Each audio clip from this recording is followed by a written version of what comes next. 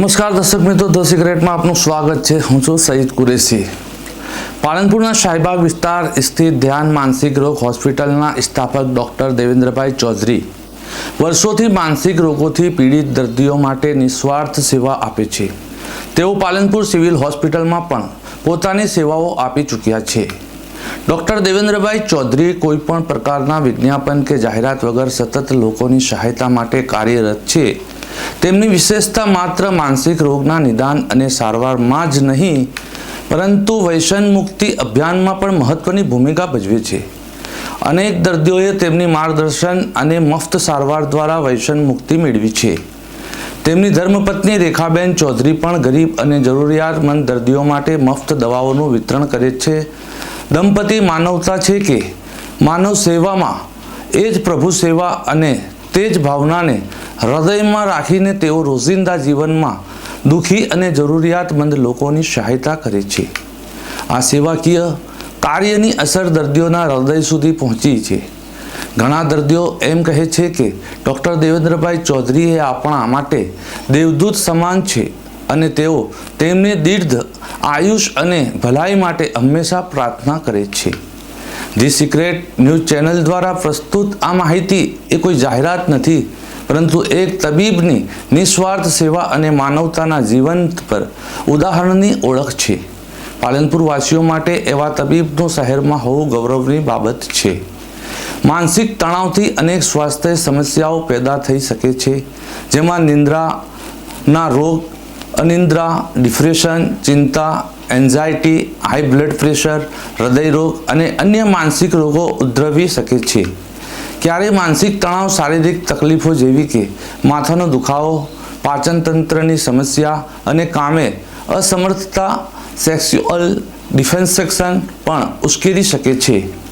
સેક્સવર્ધક દવાઓ વિશે નિષ્ણાતોની સલાહ વિના દવા લેવી હાનિકારક સાબિત થઈ શકે છે। એ દવાઓ હૃદય અને લોહીની નસોની પર અસર કરી શકે છે, જેનાથી ગંભીર પરિણામો થઈ શકે છે। તેથી કોઈ પણ પ્રકારની દવા લેતા પહેલાં ડૉક્ટરની સલાહ લેવી આવશ્યક છે।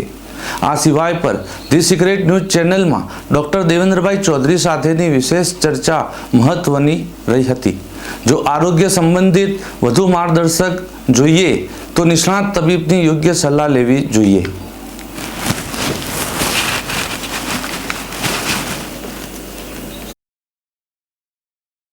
પહેલાં હું ધ્યાન માનસિક હોસ્પિટલ દેવેન્દ્રભાઈ ચૌધરી જોડે આવ્યો છું। તે ખરેખર માનસિક રોગના નિષ્ણાત છે અને તેઓ કેવી રીતે માનસિક રોગને ઓળખાય છે તે અંગેની આપણને માહિતી આપશે। સાહેબ, કોઈ પણ દર્દી હોય છે, કોઈ પણ દર્દીને અમુક એવી શરીરમાં તકલીફ થતી હોય છે કે જેઓ માનસિક પીડિત છે, એ કેવી રીતે સાબિત થાય? દર્દીના લક્ષણો પરથી આપણે કહી શકીએ કે તેને માનસિક બીમારી છે, કેમ કે ઘણી વખત એને ઊંઘ ના આવવી, ભૂખ ના આવવી અને શરીરમાં અલગ અલગ જગ્યાએ દુખાવો થવો, આવા બધા લક્ષણો જોવા મળતા હોય છે। ત્યારે દર્દી દુખાવાના કારણસર બીજા ડૉક્ટર પાસે જાય। ડૉક્ટર કહે છે કે રિપોર્ટ બધા ઓકે છે, દવા આપે, ત્યારે થોડો ટાઈમ પૂરતી રાહત રહે, ફરીથી દુખાવો શરૂ થઈ જાય। ઘણી વખત દર્દીને મગજમાં એવો વહેમ થઈ જાય કે મને હાર્ટ એટેક આવ્યો છે, મને કંઈક થઈ જશે। ડૉક્ટર પાસે જાય, ઇકોકાર્ડિયોગ્રામ કરાવે, બધા રિપોર્ટ કરાવે, ત્યારે બધા જ રિપોર્ટ નોર્મલ આવે। ત્યારે ડૉક્ટર કહે છે કે બધું જ ઓકે છે, ત્યારે ખરેખર તેને માનસિક તકલીફના કારણસર બીમારી હોઈ શકે છે, જેની દવા કરાવવાની જરૂર હોય છે।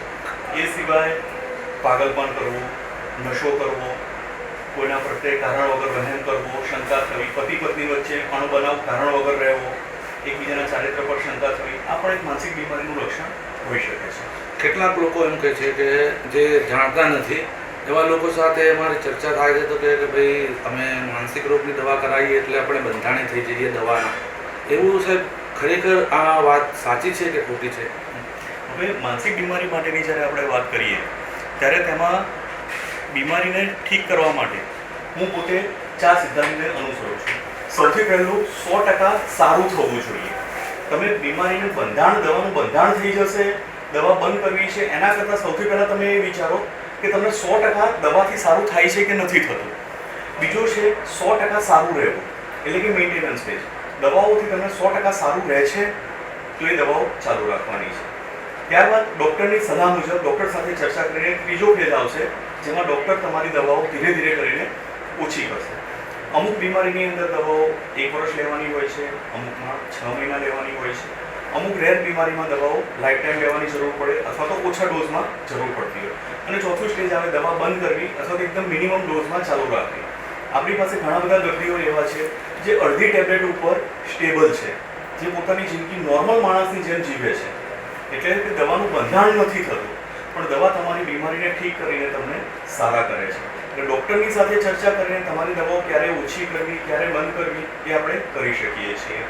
પણ એક વસ્તુ યાદ રાખવી કે દવાઓ પોતાની રીતે જાતે લેવી એના કરતાં ડૉક્ટરની સલાહ મુજબ લેવી એ વધારે હિતાવહ છે. બીજું કે સાહેબ કે આપણે કોઈ પણ જાતીય કોઈ પ્રોબ્લેમ હોય છે, અને જાતીય પ્રોબ્લેમ માટે કેટલાક લોકો બહારથી દવા લેતા હોય છે અને પોતે સંતોષતા હોય છે, તો એ બાબતે શું કહેવા માગો છો આપ? માનસિક રોગ પ્રમાણે કે એને આ તકલીફ શું છે, કેવી રીતે એને આપણે ઉપજાવી શકીએ? જાતીય જીવનમાં ઘણા બધાને ઘણી બધી તકલીફ થતી હોય છે. એમાં પુરુષોમાં મેઇન તકલીફ હોય છે ઉત્તેજના ઓછી આવવી કાં રસ ના રહેવો.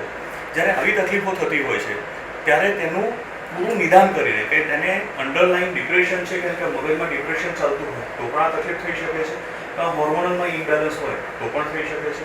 તો તેના રિપોર્ટ કરીને તે પ્રમાણે આપણે જ્યારે એની દવા કરીશું ત્યારે એ દવા પરફેક્ટ થશે. પણ જો અને તો પ્રમાણેની દવાઓ પોતાની રીતે લઈ લેવી, દાખલા તરીકે કોમન નામ છે વિએગ્રા, કે વિએગ્રાની ટેબ્લેટ પોતાની રીતે લોકો જાતે લઈ લેતા હોય તો તેનાથી ફાયદાની જગ્યાએ નુકસાન ઘણી વખત વધારે પડતું થતું હોય છે. તો ડૉક્ટરની સલાહ મુજબ જ દવા લેવી એ બેસ્ટ રહેશે. જે બહારની દવા લેતા હોય છે અને જે ઇફેક્ટ થાય છે એમાં શું લક્ષણો દેખાય છે? ઘણી વખત એ બહારની દવાઓ જાતે લેતા હોય છે, એના કારણે બ્લડ પ્રેશર વધી જવું, ફેશિયલ ફ્લશિંગ થઈ જવું, ઇન્ટરકોર્સ એટલે કે સંબંધ રાખ્યા પછી એ લોકોને ખૂબ માથું ચડી જવું, માથા ઉપર ખૂબ ભાર રહેવું વગેરે જેવા લક્ષણો રહેતા હોય છે. ઘણી વખત એવા પણ લક્ષણો રહેતા હોય છે કે ઉત્તેજના ખૂબ વધારે પડતો લાંબો ટાઈમ ચાલે અને સંબંધ રાખ્યા પછી પણ એ ઉત્તેજના ઓછી ના થાય અને એના કારણસર તેણે ડૉક્ટર પાસે જઈને એને પરફેક્ટ દવા કરાવવી પડે છે, કાં ઓપરેશન નાનું ઓપરેશન જેવું પણ કરાવવું પડે છે. આ પ્રકારની પણ ઘણી વખત લાઈફ લોંગ પ્રોબ્લેમ થઈ જાય એવા પણ કોમ્પ્લિકેશન જોવા મળતા હોય છે. જે સર ધોરણ 10થી 12ના જે સ્ટુડન્ટો હોય છે એમની પરીક્ષા આવતી હોય છે, જ્યારે એ લોકો ક્લાસ ટ્યુશન જતા હોય છે ત્યારે એ લોકો ડિપ્રેશનમાં આવતા હોય છે એકબીજાની વાતમાં, તો એમના વાલીઓએ શું કરવું જોઈએ, એમને કેવી રીતે ટેકલ કરવા જોઈએ? હવે 10 અને 12 જે આપણા બોર્ડમાં ગણાય છે, એટલે ત્યારે દરેક વિદ્યાર્થીઓ ઉપર ખૂબ સ્ટ્રેસ હોય, ચિંતા હોય. ત્યારે મા બાપે એવું ધ્યાન રાખવું પડે કે બાળકને કારણ વગરનું પ્રેશર નહીં આપવાનું, કોઈ પણ પ્રકારનું પ્રેશર નહીં. બાળક પોતાની રીતે ભણે છે અને પોતાની રીતે જ યોગ્ય રીતે રહેશે અને આગળ વધશે, એટલો એના ઉપર વિશ્વાસ રાખો. બગીચામાં જુઓ છો તો અલગ અલગ પ્રકારના ફૂલ હોય છે, પણ બધા ફૂલ સરખા નથી હોતા. એમ દરેક બાળક એ સરખું નથી હોતું. ઘણા મા બાપ બાળકને એવું પ્રેશર કરે કે જો બાજુવાળો છોકરાને 90% આવ્યા છે, 95% આવ્યા છે, તારે કેમ નથી આવતા? વારંવાર કારણ વગરનું ટોર્ચર કરતા હોય છે. પણ એ લોકો એવું નથી વિચારતા કે જ્યારે બાળક એમ કહેશે કે જો બાજુવાળાના પપ્પા આટલી નોકરી કરે છે, આટલું કમાય છે, તમે શું કરો છો પપ્પા? ત્યારે તમારે કંઈ બોલવા લાયક નહીં રહે. આપણે એવું નથી કહેતા કે બાળક એવું કહેવું જોઈએ, પણ મા બાપ તરીકે આપણી ફરજ છે કે બાળકને પ્રોત્સાહન આપવું, થોડીક ટકોર કરવી, પણ સતત એટલી ટકોર ના કરવી કે ઉદ્ધત બનીને આપણને સામે જવાબ આપે. અને એ સિવાય તેને સતત પ્રોત્સાહન આપવું કે બેટા તું કરી શકીશ, અને આપણે એની લિમિટેશન જાણીને એ લિમિટેશનને થોડીક પુશ કરવાની કોશિશ કરવાની. એવું નહીં કે 70%નું બાળક છે ને આપણે એમ કહીએ કે 99% લઈ લેશે.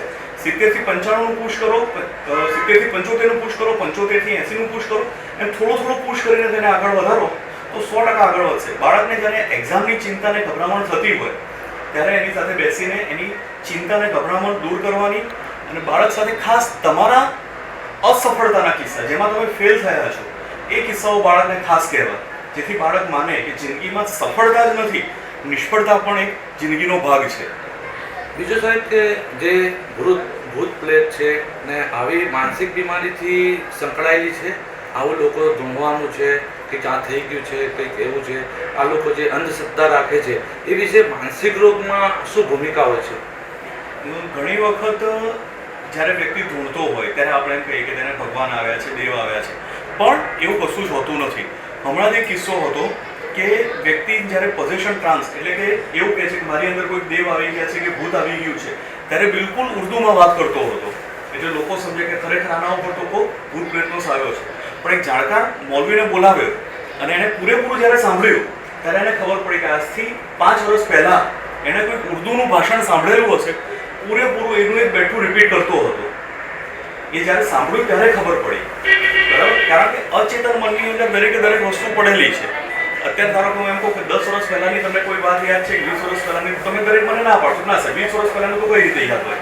પણ એમ કહીએ કે તમે પહેલા ધોરણમાં કઈ સ્કૂલમાં ભણતા હતા, બાલમંદિરમાં ક્યાં, તો દરેક મેમરી તમારા મગજમાં એક શૂટઅપ થશે. એટલે કે મગજમાં દરેક વસ્તુ તમે જે સાંભળો છો, જુઓ છો, એ દરેક મગજમાં પડેલી જ હોય છે, પણ એ કોઈ પણ ટાઈમે બહાર આવી શકે છે.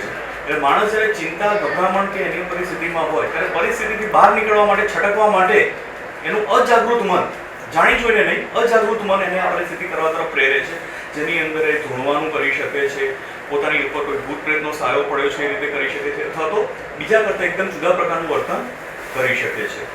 તો આ હતા આપણા દેવેન્દ્રભાઈ ચૌધરી ધ્યાન માનસિક રોગની હોસ્પિટલ, જેઓ બિલકુલ એમ ગરીબ અને નિસ્વાર્થ દવા કરતા હોય છે અને કેટલાક લોકોનું ધ્યાન પણ રાખતા હોય છે. અહીંયા સરળ સુવિધા ઉપલબ્ધ છે.